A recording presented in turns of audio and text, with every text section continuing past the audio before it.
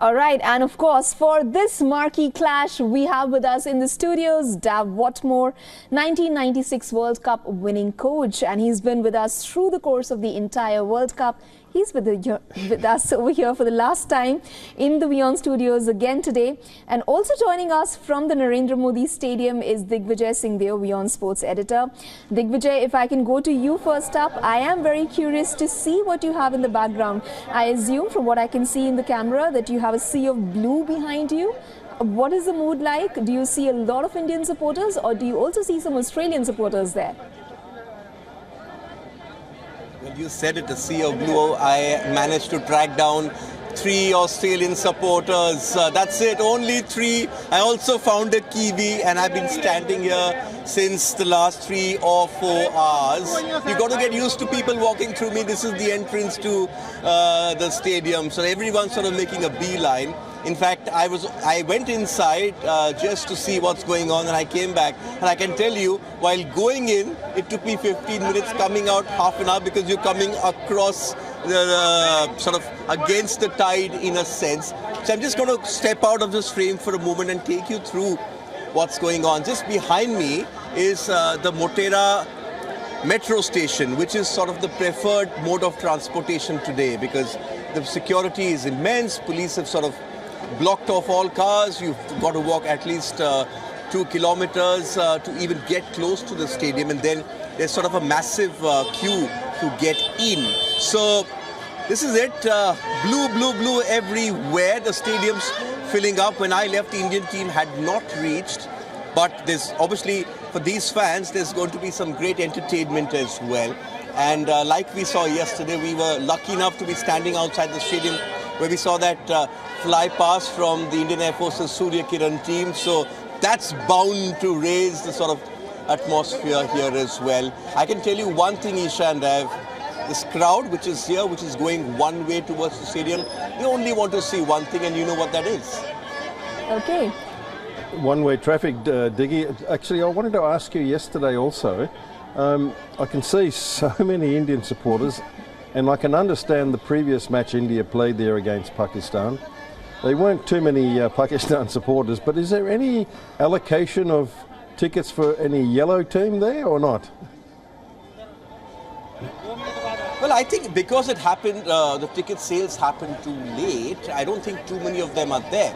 But I can tell you with some guarantee that there are going to be more Australian fans inside this stadium than there were Pakistani. I met 3 of them, and we sort of did a piece with them why they were here. They were here from Brisbane, from the Gold Coast, and while just coming out of the stadium, I saw 7, 8 more. So they're there in scattered bunches this side of the stadium.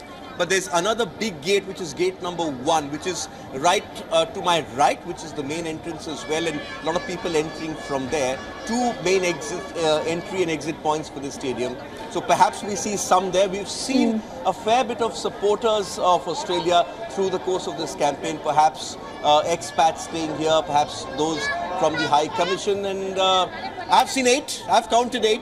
That's still more than what I saw for the Pakistan team. But Diggy, I can tell you one thing though, there will be some corporate hospitality for one ticket, and that's the Deputy Prime Minister from Australia's making an appearance along with Mr. Modi. So I'm sure there'll be, some.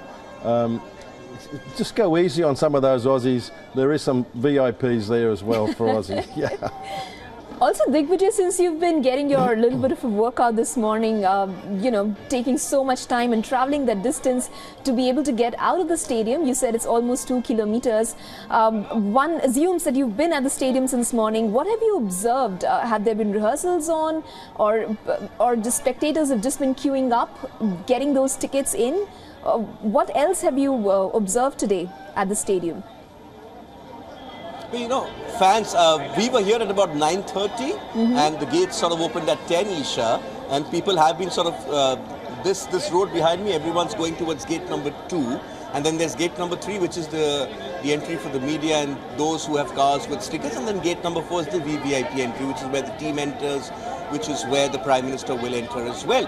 And sort of everyone has sort of, trying to fuel up, pick up water, but as they get to the gate, where the security check happens. All bags gone, everything you've carried is gone. So people are entering the stadium and they're going straight for all the kiosks where they can sort of buy some water, perhaps buy some food, and sort of get ready. Because remember, this is lunchtime as well. They must be feeling hungry, and they hope that as they sort of their appetite is whetted, the Indian team comes up and gives them a much better sort of appetite later in the evening. Dav, very interesting to point out there, you know, as Digvijay mentioned, just a handful of Australia's supporters that he encountered, just about 8, as he mentioned, is the ones he came across. Pat Cummins yesterday, however, said that, you know, it's a silence amidst the Indian crowds. Should Australia score those boundaries and, you know, try to take those wickets, it's a silence which will probably egg the Aussies on, and it's something that they're very good at doing. So would you say that this is perhaps the one team that could have handled that sea of blue very effectively? Yeah, that's a good point. I think the Australians would have definitely spoken about it in their team meeting, and they would, I feel very sure, be ready for a one-sided support on the ground. And they have to embrace it, as Pat Cummins said. You can't. It's not a place for the faint-hearted. You know, you've got to be strong. You've got to be able to withstand that storm. It's like a storm that happens, you know, in that cauldron. So you've got to be able to withstand that, and then still focus on your job. If you're batting, every ball is a decision to be made, and every ball when you're bowling is got to be delivered properly. So, you know, there's a lot of distractions, more so on this game, but I think they're more than prepared for that. Digvijay, since you're at the venue, while we know through the internet what the weather there is like, and this is something I will discuss with Dav at length going into the toss, what are the weather conditions there like right now? Is it hot? Is it comparatively warmer than what we experience here in the northern part of the country, or is it? Can one expect a little bit of dew towards the evening? What has the weather been like in Ahmedabad? Well, I can tell you I'm glad for the shade. I'm standing in the shade because it is very, very hot at the moment. Perhaps a bit lesser than it was during the Pakistan game, but the contrast in the evening is quite a lot. Once you sort of get to 6, 7, 8, there's a sort of sudden dip in temperature, as much as 6 or 7 degrees. I'll just sort of give you just a taste of sort of what I have been going through. So when you usually, if it's hot like this, you go back to your rooms, you put the AC on. I don't need the ACs at night. So it is pretty cool in the evening. There's a lot of question about dew because that's what England faced in that first game. But last evening, there was hardly any dew when I was outside talking to you in the evening. So even if the dew comes through, it will perhaps come too late to sort of affect the passage of play. So that's why both teams, both captains said, you know, you need to take the pitch out of the equation. As things stand, we are going to go in with what we think is our best approach, and that is go out there, win the game. You've reached the final. That's all that matters. You've played your best cricket, produce it one more time. Well, it just seems like nothing's all that much different to a lot of games that have been played leading up to this final. Good seeing weather, very warm conditions.